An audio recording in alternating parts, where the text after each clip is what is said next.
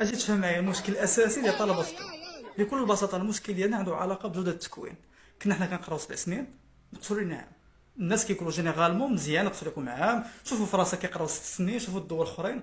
ماشي غير المغرب اللي دار 6 سنوات، المانيا 6 سنوات، ايطاليا 6 سنوات، اسبانيا 6 سنوات، ايرلندا 5 سنوات، امريكا 4 سنوات زائد 4 سنوات بالنسبه للاختصاص. اول حاجه فرنسا ما كيقراوش 6 سنين.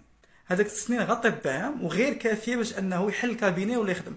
خاصو ضروري يزيد على الاقل 3 سنوات اللي هي طب الاسره، يعني طبيب قاري 9 سنين. حنا في المغرب ميم باش كنا كنقراو 7 سنين، كان الطالب قبل ما يحل العياده ديالته كان كيضطر انه يزيد دي او، يعني دي فورماسيون. وفاش هاد لي فورماسيون راه غير في مرض السكري، امراض ديال النساء، في ليكوغرافي، يعني في اشياء بسيطه اللي كان ممكن يتعلمها في المستشفى الجامعي. يعني ماشي كيدير شي فورماسيون شي حاجه خياليه، يعني 7 سنين وما كانتش كافيه. وزائد الثقل النفسي اللي كنحسوا به حنا فاش كتكون في السيزيام مان كيسولك شي واحد شي حاجه وما كتعرفش، راه كتحس باهانه ليك انت. بعدا كتقول يعني ملي كتشوف الدوله باغا تعطيك واحد المسؤوليه وانت براسك باقي ما شدوش بيديك تاخذ واحد الثقه في النفس في هذا الدومين، حيت راه صحه الانسان هذه راه ماشي حاجه سهله. دونك هذا الشيء هو السبب الاساسي، ماشي الهجره. راه ممكن نهاجروا من دابا ان خاب كورسوس، يعني ماشي ضروري ناخذ ديبلوم ونهاجر به.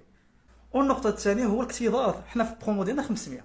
وباش تفهموني مزيان، مثلا في مصلحه طب النساء اللي هي مصلحه مهمه بزاف، كنديروا نهار ونهار لا، يعني كنديروا دو جروب كيجي اليوم جروب كيجي غد ليه. والاساتذه اللي كاينين اصلا قلال. راه الاستاذ كيقرينا حنا، وكيقري لي زيف اف اي، وكيقري لي زانتان، وكيقري لي ريزيدون، وهو راه طبيب، يعني راه كيفتح وعنده لي باسيون ديالو كي غيدير لها.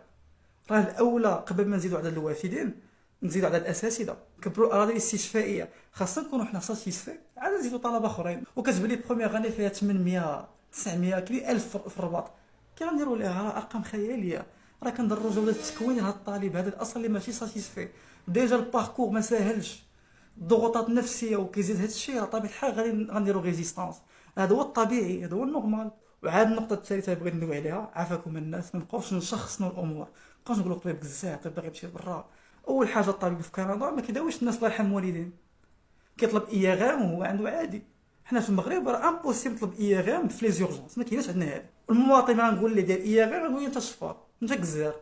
الوغ كو سولون لي ريكومونداسيون، سولون شنو كاين مكتوب اللي خصنا نديرو، هادي شي خاصو يدار. حنا ماشي كهانه ولا عندنا اللازير في عينينا، راه لا، راه الميسيان صعيبه. وعادي كيقول لك امشي لي زورجونس ما كنلقاش طبيب، راه خاصك تعرف في المستشفى الجامعي ما فيش غير لي زورجونس. كاين لي زورجونس، كاين البلوك، وكاين السيرفيس.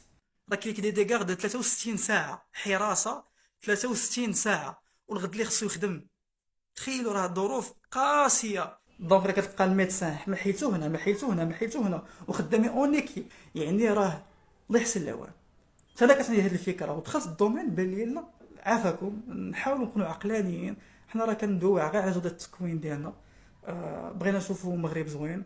عاد عاوتاني خوصصه ديال التعليم داك موضوع اخر. راه اغلبيه الطلبه اللي كاينين في الكليه العموميه راه ولاد الشعب، قراو في المدارس الحكوميه، كاين اللي جا من الباديه كنعرفهم شخصيا، هي اغلبيه الطبقه المتوسطه.